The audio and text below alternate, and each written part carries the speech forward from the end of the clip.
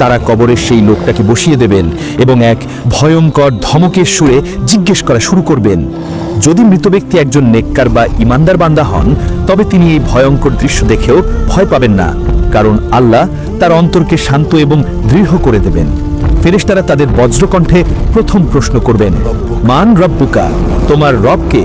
ইমানদার বান্দা কোনো ভয় না পেয়ে অত্যন্ত শান্ত এবং দৃঢ় কণ্ঠে উত্তর দেবেন, রব্বি আল্লাহ, আমার রব আল্লাহ।